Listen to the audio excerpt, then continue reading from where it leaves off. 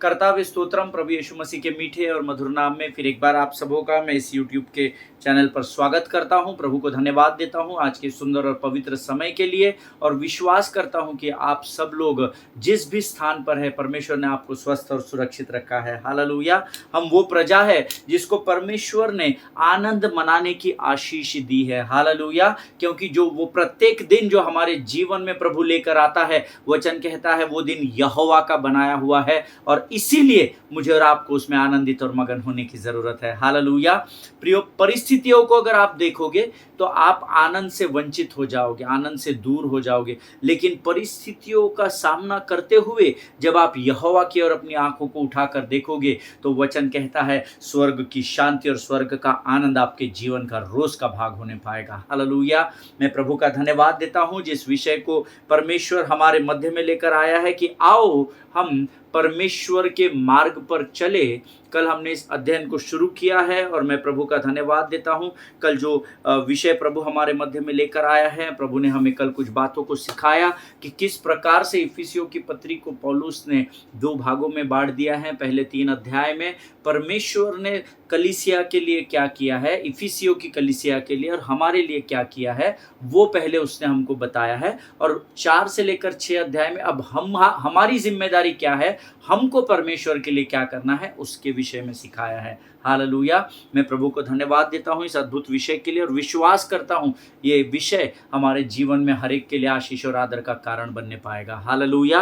प्रियो, आज के इस पवित्र दिन में प्रभु ने कुछ वचन दिए हैं जिसको हम पढ़कर आज के अध्ययन की शुरुआत करेंगे।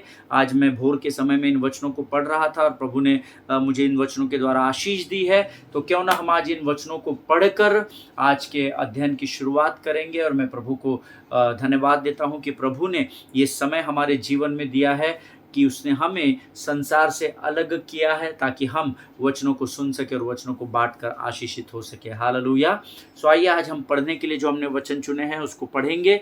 भजन संहिता इसका 113 अध्याय और उसके 1 से लेकर 9 वचनों को हम पढ़ेंगे। The book of Psalms chapter 113 verses 1 to 9।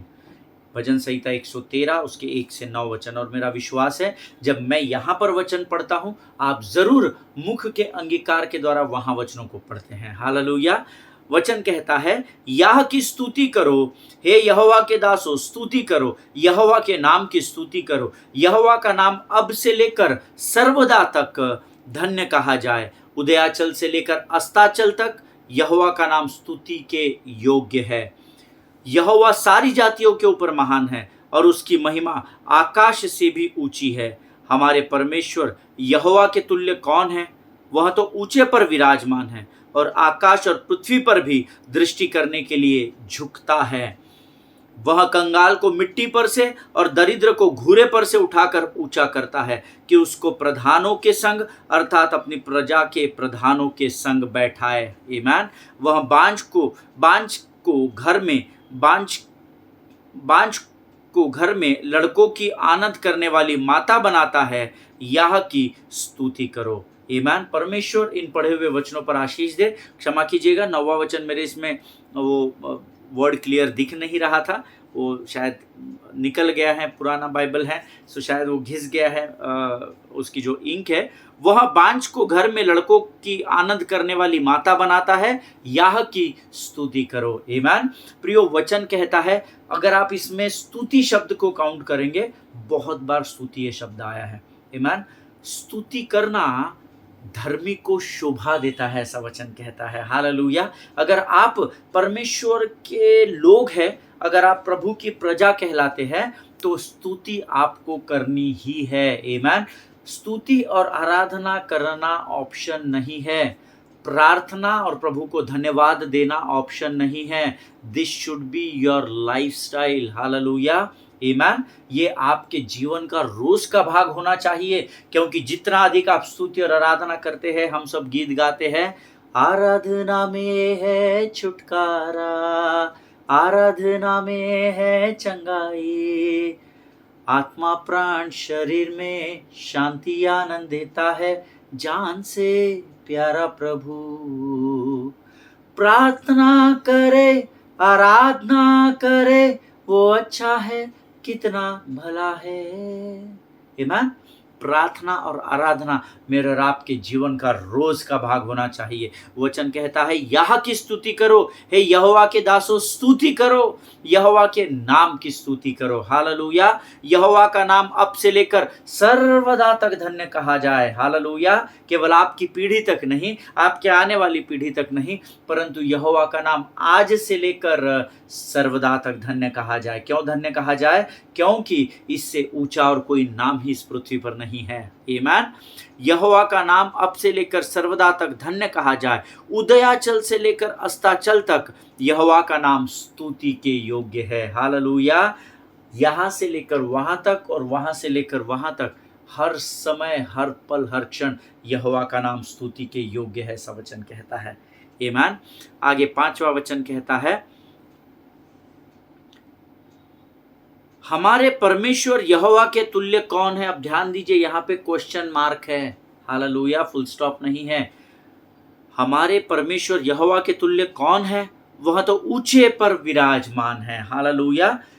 राजाओं का राजा है, वो प्रभुओं का प्रभु है, वो ऊंचे पर विराजमान है। बहुत सारे परमेश्वर हैं, बहुत सारे स्मॉल GOD है। हालेलुया। बहुत सारे ऐसे नाम हैं जो परमेश्वर कहलाते हैं, लेकिन प्रभु का धन्यवाद हो, मेरा यीशु नासरी राजाओं का राजा और प्रभुओं का प्रभु है, ऐसा वचन सिखाता है। हालेलुया। और इसीलिए वचन कहता है परमेश्वर यहोवा के तुल्य कौन है?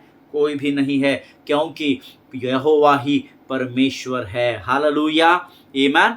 और आकाश और पृथ्वी पर भी दृष्टि करने के लिए वो झुकता है। जब वो धर्मी की प्रार्थना को सुनता है, जब वो धर्मी की दोहाई को सुनता है, तो वो झुककर आपकी वाणी को सुनने वाला परमेश्वर है। हालेलुया। और वो क्यों सुन सकता है? क्योंकि वो पेड़, पौधा, मूरत और पत्थर नहीं है। हालेलुया।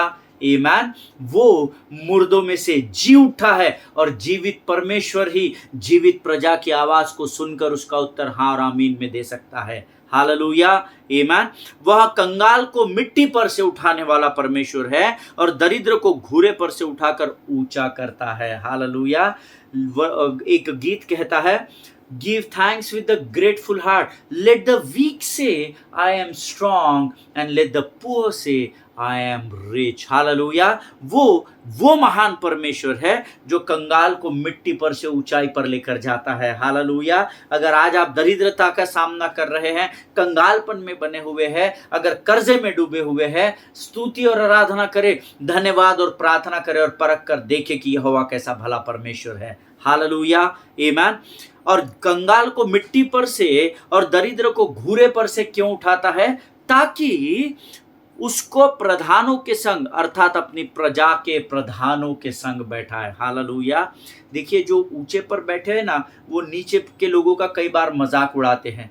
आमीन। कई बार हम लोगों के परमेश्वर ने दिए हुए टैलेंट्स का मजाक उड़ाते हैं। कई बार जब कोई वर्शिप लीडर सुर से बाहर गा देता है, हम उसका मजाक उड़ाते हैं। कोई गलत कॉर्ड्स बजा देता है, हम उसका मजाक उड़ाते हैं। कई बार जब पासवान प्रचार करते हैं, हम उसका मजाक उड़ा देते हैं। लेकिन याद रखिएगा, परमेश्वर न्याय करने वाला परमेश्वर है। हालेलुया। जब कोई व्यक्ति प्रभु में आता है और वो ऊंचाई पर बढ़ रहा होता है, हम उसको खींचने का प्रयत्न करते हैं। आप नहीं, आप अच्छे और विद्वान लोग हैं, पर ऐसे बहुत सारे, मैं अन्य जाति की बात नहीं कर रहा, मैं तो आपकी और मेरी बात कर रहा हूं जो अपने आप को धर्मी कहते हैं। Hallelujah. But never do that. आमीन। वचन कहता है कि तू अपने भाई के लिए प्रार्थना कर, उसको समझा। आमीन। उसको ऊंचाई पर परमेश्वर लेकर जाता है, इस बात को याद रखिएगा। जलन, ईर्ष्या और डाह और कड़वाहट और कुड़कुड़ाहट, ये वो आत्माएं हैं जो आपको परमेश्वर की उपस्थिति से दूर लेकर जाती है। इसलिए कभी भी दूसरे का मजाक नहीं उड़ाना, क्योंकि जब आप दूसरे का मजाक उड़ाते हैं, प्रभु कहता है ऐसे लोगों को मैं ऊंचाई तक लेकर जाऊंगा। और अगर प्रभु जो कार्य करेगा उसमें अगर आप बाधा डालने का प्रयत्न करेंगे तो आपके ऊपर न्याय ठहरेगा। आमीन। जिनके सुनने के कान हो वो सुन ले। वह बांझ को घर में लड़कों की आनंद करने वाली माता बनाता है, याह की स्तुति करो। हालेलुया। 5 या 6 बार, 5 बार शायद इन पूरे 9 वचनों में स्तुति ये शब्द आया है। आप इसको पढ़िएगा बाद में। हालेलुया। वचन कहता है, ना तो इज़राइल में किसी स्त्री का गर्भ गिरेगा, ना तो कोई स्त्री बांझ होने पाएगी। हालेलुया। पिछले दिनों में हमारा एक छोटा सा ग्रुप है और उसमें मैं रोज़ शाम को 7 बजे से 7:30 बजे से लेकर 9 बजे तक हम लोग संगति करते हैं और पिछले 3 सालों से ये अध्ययन हम लोग कर रहे हैं। 2021 से लेकर अभी 23 से 24 शुरू हो गया। हम लगातार इस ग्रुप में लोग जुड़ते हैं और हम लोग रोज़ शाम को मंडे टू सैटरडे इसमें सेवकाई करते हैं और प्रभु का धन्यवाद हो। यहाँ पर अद्भुत गवाहियाँ परमेश्वर ने दी हैं। एक परिवार है जिनको मैं बड़े अच्छे से जानता हूँ और उनके घर में कई वर्षों से पुत्र प्राप्ति नहीं थी और जब वो इस ग्रुप में जुड़े उनके लिए प्रार्थना की गई और मैंने उनसे कहा कि आप विश्वास में बने रहना ब्रदर सिस्टर। परमेश्वर का वायदा है कि ना तो इजराइल में किसी स्त्री का गर्भ गिरेगा, ना तो कोई स्त्री बांझ होने पाएगी और परमेश्वर ने उस परिवार में उस आशीष को दिया। उस बहन की कोख को जो शत्रु ने बंद करके रखा था, हमने विश्वास की प्रार्थना से उस कोख को खुलने की आज्ञा दी और आज उनके घर में परमेश्वर ने पुत्र प्राप्ति को दिया है। हालेलुया, आमीन।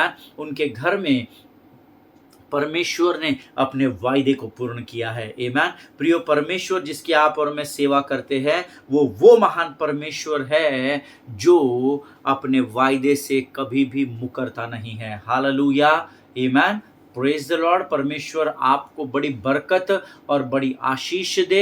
इन वचनों को पढ़ने के लिए प्रभु ने हमारी सहायता और मदद की, इसलिए इस समय हम प्रभु का धन्यवाद देंगे और जो वचन प्रभु की आत्मा हमारे मध्य में लेकर आई है उसे समझने के लिए हम परमेश्वर को अपना समर्पण करेंगे। Let us pray. खुदावंद प्रभु यीशु मसीह के मीठे और मधुर नाम के लिए हम फिर एक बार तेरा धन्यवाद देते हैं राजा। प्रभु तेरी स्तुति करते हैं, तेरी प्रशंसा करते हैं राजा। प्रभु परमेश्वर पिता, हम धन्यवाद देते हैं परमेश्वर पिता, क्योंकि इस समय तू हमारे मध्य में है। प्रभु जी, इस समय हम प्रार्थना करते हैं और धन्यवाद देते हैं जो वचन आज तूने हमें पढ़ने के लिए दिए, हम तेरा धन्यवाद देते हैं और आने वाले वचनों को समझने के लिए लगने वाली स्वर्गीय बुद्धि और ज्ञान से भरकर हमको तैयार कर राजा। जो वचन तू आज हमें देता है प्रभु, हमारे जीवन के अंत तक हमारी स्मरण शक्ति का भाग होने पाए, ऐसी सामर्थ्य से भरकर हमको तैयार कर। हमको वचन बांटने और सुनने से बरगलाने वाली शत्रु की हर एक योजना का खंडन हम यीशु नासरी के नाम से करते हैं राजा। प्रभु, इस समय हम अपने आप को तेरे प्रिय पुत्र यीशु मसीह के लहू में सुरक्षित करते हैं। सारी बातों में महिमा तुझको देते हैं। आगे का संपूर्ण समय तुझे समर्पित करते हुए इस विनती को धन्यवाद और पूरे विश्वास के साथ हमारे उद्धारकर्ता जीवित परमेश्वर यीशु नासरी के मीठे और पवित्र नाम में मांगते हैं। सुनिए और बड़ी दया से ग्रहण करें। आमीन, आमीन। हालेलुया। फिर एक बार आप सबों का इस चैनल पर मैं स्वागत करता हूं। प्रभु का धन्यवाद देता हूं। आप लोग रोज यहां पर आते हैं, वचनों को सुनते हैं, ऐसा मैं विश्वास करता हूं। हालेलुया। कल मैं आपको बता रहा था कि इफिसियों की पत्री में टोटल 6 अध्याय है। Total 6 chapters are there in the book of Ephesians, out of which first 3 chapters speaks about what God had done for us, and 4, 5 and 6, this 3 chapters, second part of the book of Ephesians speaks about what we have to do for the kingdom of God. Hallelujah. पहले 3 अध्यायों में परमेश्वर ने हमारे लिए क्या किया, कैसे उसने हमें छुटकारा दिया, कैसे उसने हमें स्वर्गीय स्थानों में उसके साथ बिठाया है, ये सारी बातें पहले 3 अध्यायों में पौलुस ने हमें बताई है। और आखिरी के 3 अध्याय जब आप देखेंगे तो वहां पर आपको पता चलेगा कि किस प्रकार से परमेश्वर के सेवक पौलुस ने हमें सिखाया कि हमें परमेश्वर के लिए क्या करना है। Hallelujah. And yesterday while winding up the sermon I taught you this has been done by Paul. ये बातें पौलुस के द्वारा इसलिए इस प्रकार से लिखी गई। किस प्रकार से? पहले प्रभु ने क्या किया है और अब हमें क्या करना है, वो इसलिए ताकि जब हमको परमेश्वर के राज्य के लिए कुछ करने का समय आए, मौका मिले, तो हम अपनी ड्यूटी, अपना कर्तव्य समझकर नहीं, परंतु परमेश्वर के प्रति अपने आभार को, अपनी ग्रैटिट्यूड को, अपनी कृतज्ञता को प्रकट करने के लिए हम उसके राज्य के लिए काम कर सके। हालेलुया। परमेश्वर पर हम एहसान नहीं कर रहे। अगर आज मैं इस वचन को आप तक पहुंचा रहा हूं, ये मैं प्रभु पर एहसान नहीं कर रहा हूं।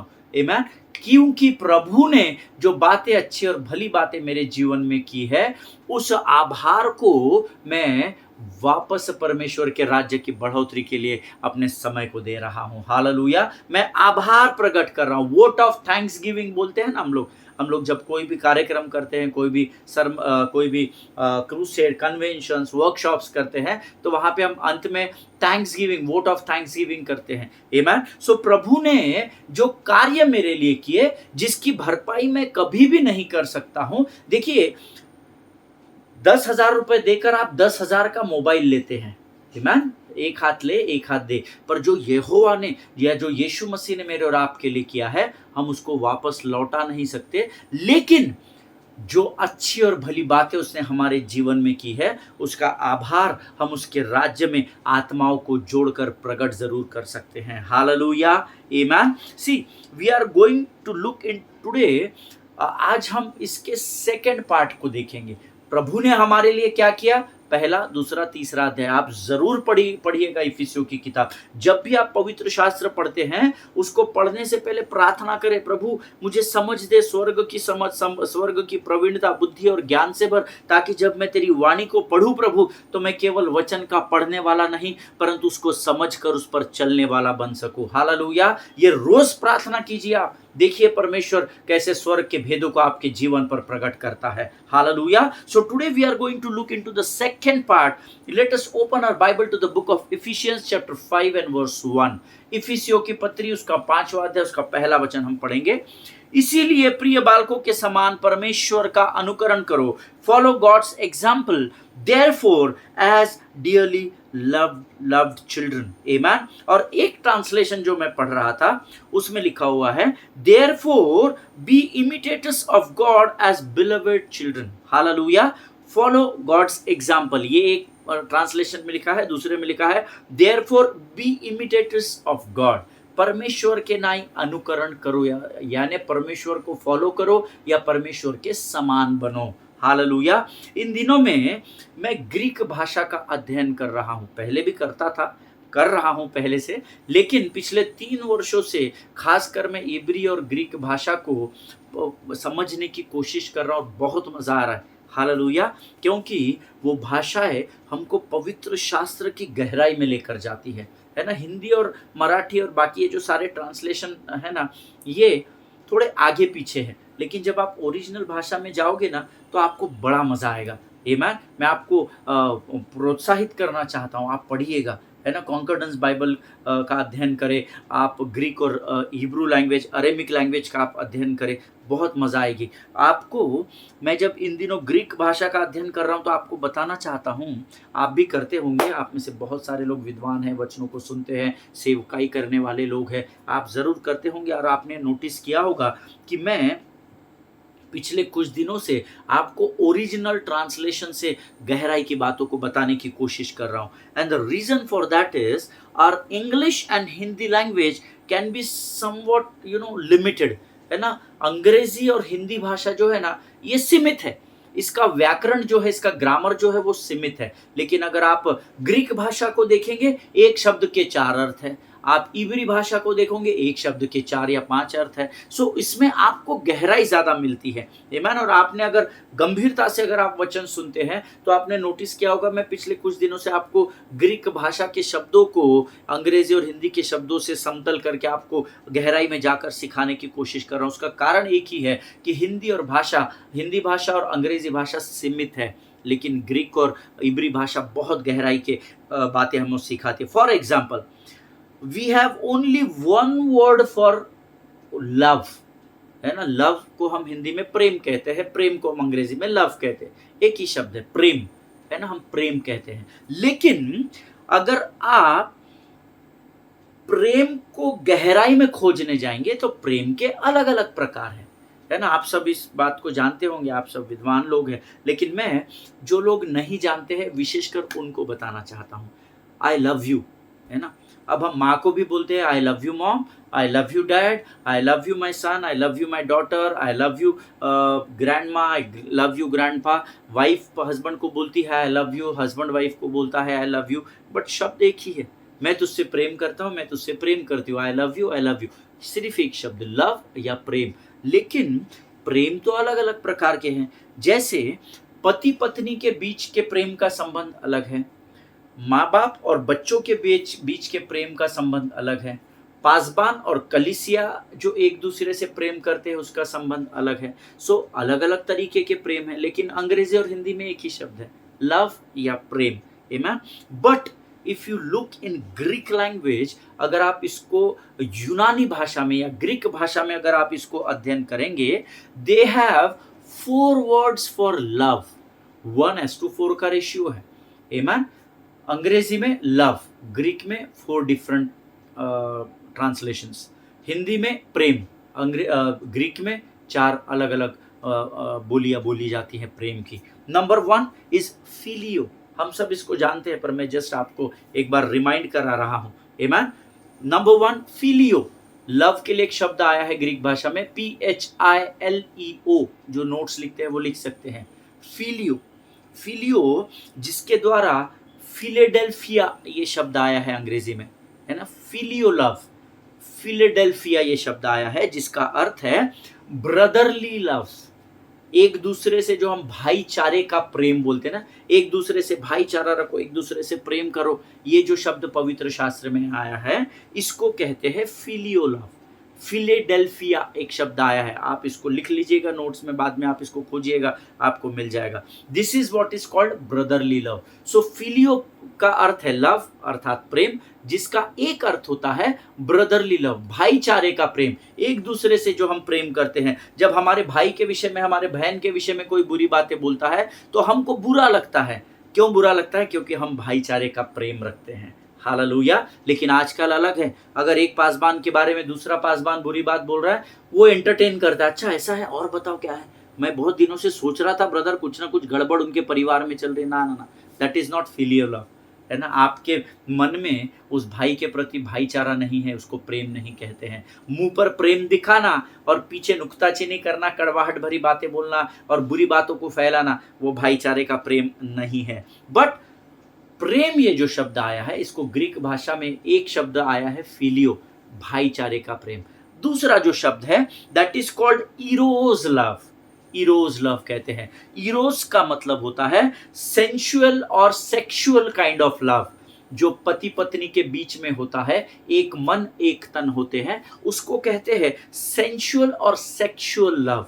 आमेन। उसको इरोज ये शब्द ग्रीक भाषा में आया है। पहला फिलियो, भाईचारे का प्रेम। दूसरा इरोज, सेंसुअल और sexual kind of love is called Eros love. Number 3 storage, STORGE, storge love. Amen. STO, storage नहीं बोला मैंने, स्टोर्ज लव। आमेन। वो जमा करने वाला स्टोर गोडाउन वाला लव नहीं। Amen. Storge, STORGE, storge love. अब अगर आप इसको ग्रीक भाषा में खोजेंगे, that describes a love between parent and a child and vice versa. माता पिता और बच्चों का प्रेम, माता पिता का बच्चों के प्रति प्रेम, या बच्चों का माता पिता के प्रति जो प्रेम होता है उसको कहते हैं स्टोर्ज लव। आमेन। पहला फिलियो, भाईचारे का प्रेम। शब्द एक ही आ रहा है प्रेम, लेकिन मायने बदल रहे हैं ग्रीक भाषा में। आमेन। इसको सीखिएगा, इसको समझिएगा, ताकि आप आने वाले समय में हजारों की भीड़ के सामने रहकर इन बातों का प्रचार कर सके। खातरी से प्रभु आपको बात करने के लिए सामर्थ देगा, जैसे उसने मूसा को दी थी। Hallelujah. Number 1 is phileo love, भाईचारे का प्रेम। Number 2 eros love. Eros means sensual और sexual love, the love between husband and wife. Number 3 storge love, माता पिता का बच्चों से और बच्चों का माता पिता से जो प्रेम होता है उसको स्टोर्ज लव कहते हैं। And number 4 agape love. Hallelujah. AGAPE, हम सब जानते हैं अगापे के बारे में। आमीन। अब हमको यहाँ अगापे इस शब्द के को अध्ययन करने से पहले एक बात को जानना जरूरी है कि ये जो अगापे प्रेम है, this agape love, it was introduced by apostles. आमीन। इनको प्रेरितों के द्वारा इस अगापे लव को पृथ्वी पर प्रकट किया गया, because the Greek knew nothing about this word और दिस लव। जो ग्रीक लोग या यूनानी लोग जो थे ना, वो अगापे प्रेम के विषय में नहीं जानते थे।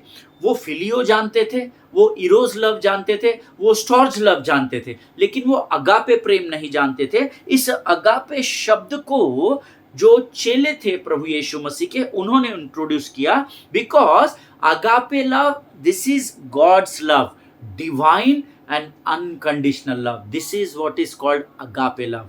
आमीन। अगापे ये शब्द जो है, ये अपोस्टल्स जब आए या प्रेरित लोग जब आए, तब प्रेरितों ने इस शब्द को उस कलीसिया में इंट्रोड्यूस किया, उस इफिसियों की कलीसिया में इंट्रोड्यूस किया, क्योंकि अगापे लव के विषय में इसके पहले यूनानी लोग नहीं जानते थे, लेकिन प्रेरितों ने जब सुसमाचार प्रचार किया तब प्रेरितों ने बताया कि ये वो अगापे प्रेम है जो अनकंडीशनल है, जो डिवाइन है और जो परमेश्वर ही कर सकता है। Hallelujah. So 4 types of love in Greek language. Number 1 is filio, brotherly love. Number 2 is eros love, the love between husband and wife, sensual and sexual love. Number 3 is storge love, which is between parents and kids and parents, vice versa. एक दूसरे से, माता पिता का बच्चों से और बच्चों का माता पिता से जो प्रेम होता है वो storge love. And number 4 is agape, which is a divine and unconditional love. Hallelujah. निस्वार्थ प्रेम की परिभाषा प्रेरितों ने या चेलों ने कलीसिया को सिखाई। Hallelujah. So now here the book of Ephesians, इसीलिए मैंने आपको कहा that Greek language is more expressive than Hindi and English language. Hallelujah. अगर आप कंपैरेटिवली स्टडी करेंगे ग्रीक और हिब्रू लैंग्वेज की तो this is more expressive language. Amen. Greek भाषा, इब्री भाषा तो नंबर गेम है, उसमें नंबर्स के अनुसार अध्ययन किया जाता है, वो कभी सीखेंगे हम जब भी प्रभु अगुवाई करेगा। Amen. So now here Ephesians chapter 5 verse 1 says, therefore be imitators of God as beloved children, इसीलिए प्रिय बालकों के समान परमेश्वर का अनुकरण करो। Hallelujah. Now here there is one word which is given in this translation, therefore be imitators of God. Imitators, ये जो शब्द है इसको ग्रीक में मिमिट्स कहा गया है। आमेन। एक शब्द आया है MIMITES, मिमिट्स कहा गया है। इमिटेटर्स, अनुकरण करो, है ना, या फॉलोअर बनो, यीशु मसीह का अनुकरण करो, यीशु मसीह के पीछे चलो, जो हमारा सब्जेक्ट है ना। Let us walk on the path of God. अब ये जो इमिटेटर शब्द आया है इसको ग्रीक में मिमिट्स का ये शब्द दिया गया है, जिससे अंग्रेजी में एक शब्द मिलता है मिमिक, मिमिक्री बोलते हैं ना, MIMIC, मिमिक ये शब्द आता है, विच मीन्स टू फॉलो। आप लोग जो नोट्स लिखते हैं ना वो लिख लीजिए। Original word is imitators in English, उसको ओरिजिनल ग्रीक लैंग्वेज में कहा गया है मिमिट्स, MIMITES, जिससे अंग्रेजी का एक शब्द बनता है मिमिक, MIMIC। और ये जो मिमिक का अर्थ है English to English translation, that is to follow or imitate the pattern or behaviour of someone you admire.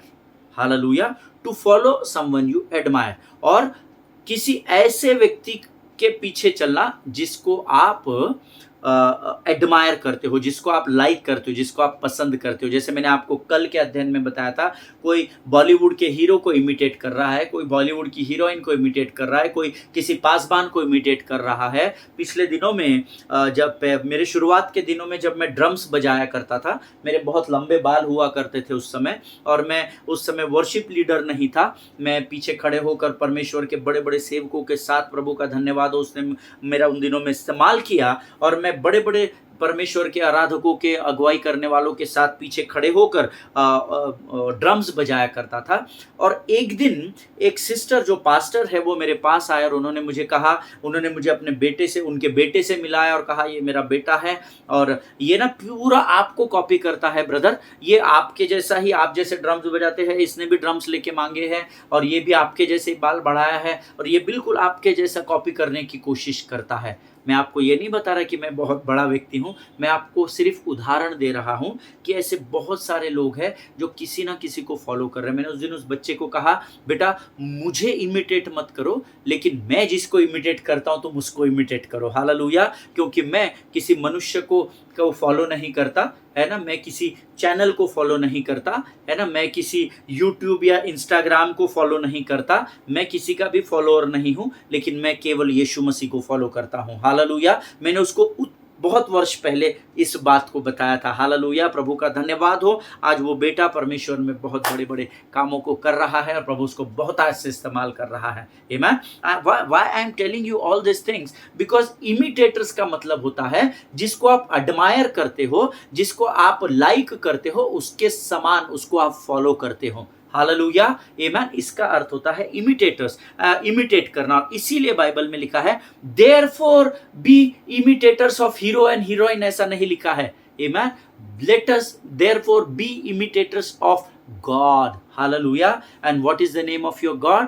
Jesus Christ, hallelujah. मेरे परमेश्वर का नाम यीशु मसीह है, आपके परमेश्वर का नाम मुझे नहीं पता, आमेन। हम सब जानते हैं कि परमेश्वर प्रियो हमसे बहुत प्रेम करता है, इसमें कोई दो राय नहीं है कि परमेश्वर हमसे प्रेम नहीं करता है। पहला यूहन्ना उसका 3 अध्याय उसका पहला वचन हम पढ़ेंगे। The book of 1 John chapter 3 and verse 1।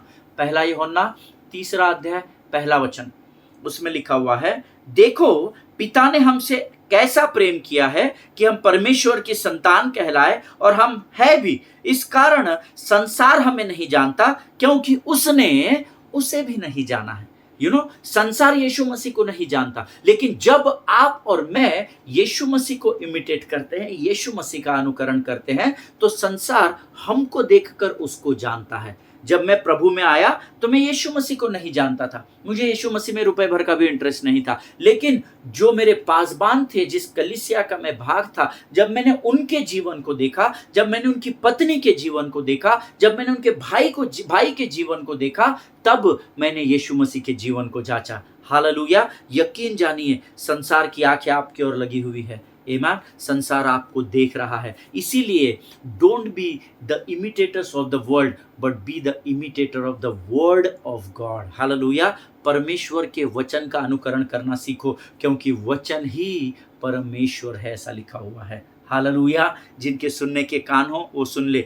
देखो पिता ने हमसे कैसा प्रेम किया है कि हम परमेश्वर की संतान कहलाए, और हम है भी। प्रभु में मेरे एक भाई है, प्रभु में मेरे एक मित्र है, पास्टर वीरेंद्र पाटिल, हम सब उनको जानते हैं, अभिषिक्त परमेश्वर के सेवक है। उनका एक बहुत पुराना गीत है, देखो पिता ने कैसा महान प्रेम हमसे किया है कि हम सभी उसकी संतान कहलाए जा सके, और हम है भी, आमीन। ये यूहन्ना, पहला यूहन्ना 3 अध्याय और उसके पहले वचन का लिखा हुआ गीत है, हालेलुया। देखो पिता ने हमसे ऐसा प्रेम किया है कि हम परमेश्वर की संतान कहलाए, और हम है भी। इस कारण संसार हमें नहीं जानता क्योंकि उसने उसे भी नहीं जाना। इसीलिए संसार के लोगों की आंखें हमारे ऊपर लगी हुई है, जब हमारे जीवन, क्योंकि वो हमारे विश्वास को नहीं जानते हैं, वो हमें जानते हैं। हमारा विश्वास परमेश्वर पर, इससे दुनिया को कोई लेना देना नहीं है, लेकिन जब वो हमारे जीवन को देखते हैं, तब वो जानते हैं कि हम यीशु के पीछे चलने वाली प्रजा का भाग है, हालेलुया।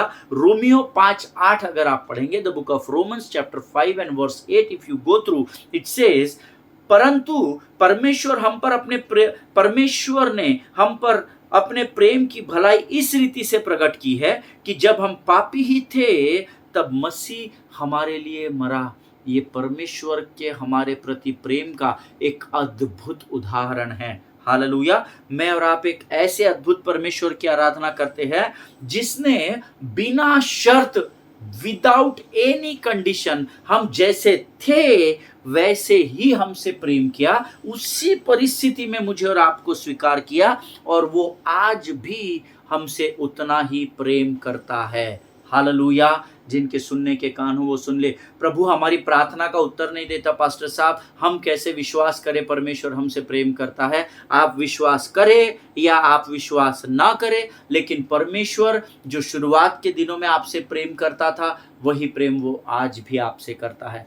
वो नहीं बदलता, क्योंकि उसका वचन कहता है वो कल, आज और युगानुयुग एक सा परमेश्वर है। आप और मैं परिस्थितियों के अनुसार बदल जाते हैं, hallelujah, amen। See, we all know that children learn from their parents, amen। हम सब जानते हैं बच्चे जो है वो अपने माँ बाप को देखते हैं और उनसे सीखते हैं, हालेलुया।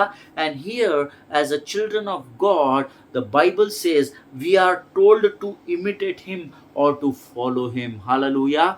और क्योंकि हम परमेश्वर की संतान कहलाते हैं, इसलिए वचन हमें कहता है कि प्रिय बालकों के समान परमेश्वर का अनुकरण करो। हालेलुया।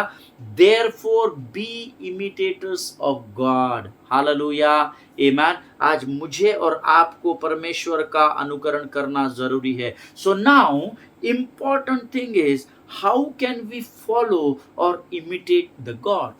हालेलुया। आमेन। कैसे हम परमेश्वर का अनुकरण कर सकते हैं या परमेश्वर के पीछे चल सकते हैं या कैसे उसके समान बन सकते हैं। This is question mark. क्योंकि जब मेरे पास ये प्रश्न आया तो मैंने प्रभु से पूछा कि प्रभु कैसे मैं तेरे समान बन सकता हूँ। मैं पाप से माता के गर्भ से जन्मा, तू पाप रहित निष्कलंक मेमना है, कैसे भला मैं तेरे समान बन सकता हूँ। फिर प्रभु के साथ में प्रार्थना करने बैठा और प्रभु ने कुछ बातें मुझे बताई। हालेलुया। मेरा विश्वास है परमेश्वर इस वचन के द्वारा हमें आशीषों में बढ़ा रहा है। आमेन। परमेश्वर का प्रेम अद्भुत है प्रियो। आमेन। टू बी वेरी ऑनेस्ट, हम पापी थे, परमेश्वर ने हम जैसे थे वैसे हमें स्वीकार किया, हमने विश्वास किया, हमने उद्धार पाया, हमने बपतिस्मा लिया, पर आज भी हमसे पाप होते हैं। लेकिन प्रभु ने कंडीशन नहीं डाला कि देख रहे बाबा, अभी तक तू पापी था, आज मैं तुझे अपने लहू से मांज रहा हूँ, धो रहा हूँ, इनसाइड आउट क्लीन कर रहा हूँ, शुद्ध कर रहा हूँ, लेकिन आज से पाप करेगा तो फिर देख लेना तू कल से तेरा। नहीं, परमेश्वर ने हमसे निस्वार्थ प्रेम किया है और वो अपने प्रेम में कभी भी नहीं बदलेगा। That does not mean that we are granted कि हमको एक लाइसेंस मिल गया है कि हम पाप में बने रहे। नहीं, हमसे गलतियां होती है, हमसे गुनाह होते हैं, हमसे पाप हो जाते हैं, बट मेक श्योर कि हम उससे तौबा करें और हम परमेश्वर के पथ पर चलना सीखें, उसके मार्ग पर चलना सीखें। हालेलुया। परमेश्वर इन वचनों के द्वारा आपको बड़ी बरकत और बड़ी आशीष दे। प्रभु के लोगों, आज हम यहाँ समाप्त करेंगे, कल हम इसके आगे के वचनों में जाएंगे और प्रभु से हम और गहराई की ज्ञान की बातों को प्राप्त करेंगे। ये समय है जब हम आज के वचनों के लिए प्रभु का धन्यवाद देंगे। Let us close our eyes और आइए हम अपने सिरों को झुकाकर प्रभु के सामने समर्पण करें और उसका धन्यवाद करें। धन्य यीशु नाम, धन्य यीशु नाम, धन्य यीशु नाम। धन्यवाद देते हैं स्वर्गीय पिता इन सुंदर और अद्भुत वचनों के लिए। सचमुच प्रभु, तेरा प्रेम परमेश्वर पिता अद्भुत है राजा, उसका कोई सामी नहीं प्रभु, उसकी हम तुलना नहीं कर सकते राजा, क्योंकि तेरे जैसा प्रेम हमसे और कोई नहीं कर सकता। प्रभु जी, आज के वचनों के लिए धन्यवाद देते हैं प्रभु। ये वचन हमारे जीवन के अंत तक हमारे स्मरण शक्ति में बने रहे, इसी सामर्थ्य से भरकर तैयार कर प्रभु जी। अब तक तो हमारे साथ बना रहा, आगे भी बना रहेगा, ऐसा हम विश्वास करते हैं। अपने आप को यीशु मसीह के लहू में सुरक्षित करते हैं और इस प्रार्थना को धन्यवाद और पूरे विश्वास के साथ हमारे उद्धारकर्ता जीवित परमेश्वर यीशु नासरी के मीठे और पवित्र नाम में मांगते हैं प्रभु। सुनिए और बड़ी दया से ग्रहण करें। आमीन, आमीन। हालेलुया। परमेश्वर आप सबों को बड़ी बरकत और बड़ी आशीष दे। इजराइल के लिए प्रार्थना करें, भारत देश के लिए प्रार्थना करें, अपने पासवानों के लिए, उनके परिवारों के लिए ज़रूर प्रार्थना करें, एक दूसरे को प्रार्थना में उठा कर रखें। हालेलुया। आमीन। हम कल एक बार फिर मुलाकात करेंगे। स्वस्थ रहें, सुरक्षित रहें। सभी को जय मसीह की। God bless you all.